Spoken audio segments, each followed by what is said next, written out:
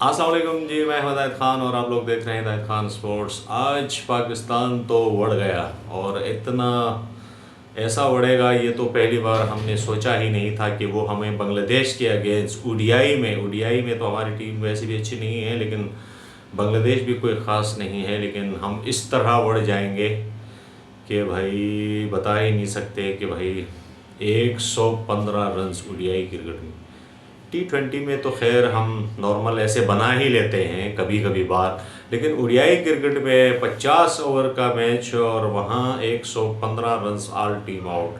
पहले जब माज सदाकत और साहिबजादा फरहान खेल रहे थे तो 41 रन्स पर कोई विकेट आउट नहीं थी। उस वक़्त हमें ऐसा लगा कि अगर ज़्यादा नहीं तो ये 310-315 रन्स पाकिस्तान बना ही लेगी, लेकिन अगले ही लम्हे में क्या राणा तेरा क्या कहना, राणा ने ऐसा काम किया कि आप क्या बताऊं, क्या तारीफ़ करूं, मैं कहां से शुरू करूं समझ ही नहीं आ रहे हैं। एक नौजवान बॉलर आता है और पाकिस्तान के जो बैट्समैन है पत्तों की तरह बिछा के चला जाता है। इसमें से कुछ सीनियर भी थे, कुछ नए भी थे, कुछ पुराने भी थे, कुछ टुल्ले भी थे। टुल्ले से मुराद आप लोग समझ रहे होंगे कि हमारी T20 का कप्तान जिनको हम कहते हैं टुल्ला। मोहम्मद रिजवान भी थे। क्या रिजवान, क्या सलमान, क्या फरहान, क्या सदाकत, क्या वो नया जो लड़का आया है, बस किसी की बस की बात नहीं थी। ऐसे लगा कि भाई ये कुछ प्लानिंग के साथ आए हैं। और बांग्लादेश ने टॉस जीतकर पाकिस्तान को बैटिंग कराए तो हमने कहा कि भाई बांग्लादेश ने बहुत बड़ी गलती कर दी। पाकिस्तान के पास बॉलिंग तो बहुत अच्छी है, सिर्फ पाकिस्तान की जो वीकनेस है वो बैटिंग है। और अगर पाकिस्तान ने 270-280 रन्स के पार कर दिया तो बांग्लादेश का काम हो जाएगा। लेकिन हमें क्या पता था कि ये 100 रन में तो आउट होने वाले थे।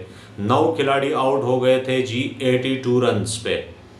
41 पे एक भी नहीं था, फिर पहली विकेट गिरी 41 पे और अगले 41 रन बनाते बनाते ही हमने 9 विकेटें गंवाई। ये तो आखिरी विकेट पे थोड़ा सा फ़हीम अशरफ ने जो है वो इब्रार के साथ रुक के इतने 114-15 तक ले गए और अगलों ने जो है वो 10 ओवर में ही मैच ख़त्म कर दिया था। आखिर में तो वो लोग रन बना ही नहीं रहे थे। वो सोच रहे थे कुछ बॉलर हैं ये हमें नेट में प्रैक्टिस करा रहे हैं, सिंगल डबल ले रहे हैं। उन्होंने तो बस एक विकेट से ही जीतना था, लेकिन वो पता नहीं वो शांतु उसको क्या हो गया कि भाई फुल करने वाली बॉल को जो है वो क्या खेल बैठा, पीछे कैच दे बैठा मोहम्मद रिजवान को। तो ये टीम जो है ख़ास करके बांग्लादेश भेजा गया है और इन लड़कों को सेलेक्ट करके भेजा गया है। इनमें से बहुत सारे लड़कों का करियर जो है वो तबाह होकर रह जाएगा और वो हमें कहीं दूर दूर तक फिर दिखाई नहीं देंगे। जैसे कि हसीबुल्लाह का कैरेक्टर जो है वो मिसबाह उल हक ने तबाह करके रखा है। और इसी तरह जो देखते हैं ना, जो ये पुराने हमारे जो क्रिकेटर हैं, एक्स क्रिकेटर हैं, इनको अख्तियार मिले और ये अख्तियार में आने के बाद ये जब किसी क्रिकेटर के पीछे पड़ जाते हैं ना, तो यूँ समझो कि जब सांड की तरह पीछे पड़ जाते हैं और उसको क्रिकेट से बिल्कुल अलग करके रह जाते हैं, छोड़ देते हैं। तो यहाँ पर भी कुछ लड़के हैं कि भाई एक लड़का का क्या नाम था, समी, वो तो शायद नहीं खेल पाया। माज सदाकत को चांस दिया, वो भी नहीं चल पाया। और अब्दुल समद का वनडे से क्या लेना देना। वैसे एक मिसाल है कि भाई वनडे और T20 ये डिफरेंट गेम है। अगर यहाँ पर आप साहिबजादा फरहान को डेब्यू करा रहे हैं, साथ में माज सदाकत को डेब्यू करा रहे हैं, तो फिर ऊपर की ये बल्लेबाज ये किसका प्लान है, ये कौन करा रहा है? ये आया कोच कर रहा है, मैनेजमेंट कर रही है, या पाकिस्तान PCB कर रहा है? टीम का सत्यानाश करा रहे हैं। यहाँ शाहीन शाह जो है वो भी बदनाम होगा। यहाँ शाहीन शाह तो एक तो ओडीआई टीम की कप्तानी तो शाहीन शाह को सूट नहीं करती थी।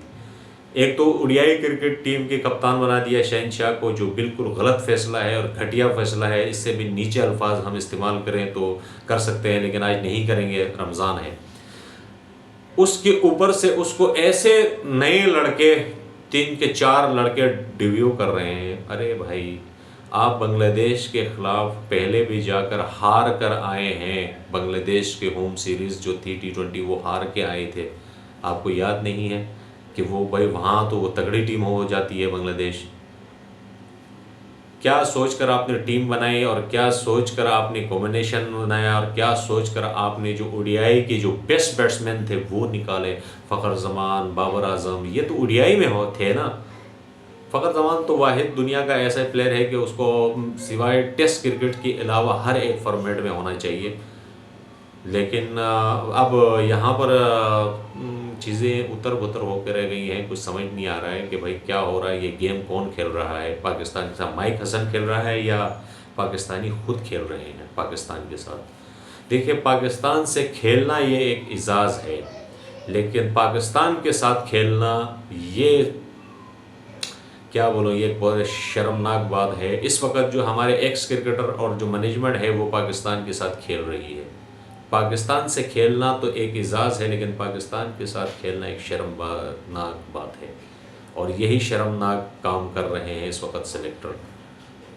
भाई, आप जो ओडीआई में होना चाहिए वो T20 में है, जो T20 में होना चाहिए वो ओडीआई में है, और पता नहीं यार क्या बोलूँ। लेकिन बहरहाल बांग्लादेश की जितनी तारीफ़ की जाए वो कम, और तंजीद हुसैन ने अकेला ही T20 की तरह खेला हो। उसको ये नहीं देखा कि बोर्ड पे 114 रन है, 115 रन है, जैसे एक ऐसा लग रहा था कि 20 ओवर में 230 रन करने हैं। ऐसे ठुकाई की है पाकिस्तानी बॉलरों की उन्होंने, और क्या जम के ठुकाई की है। उसके साथ साथ जो शांतु जो है उसने भी बड़ा अच्छी इनिंग्स खेली, लेकिन एंड पे वो आउट हो गया।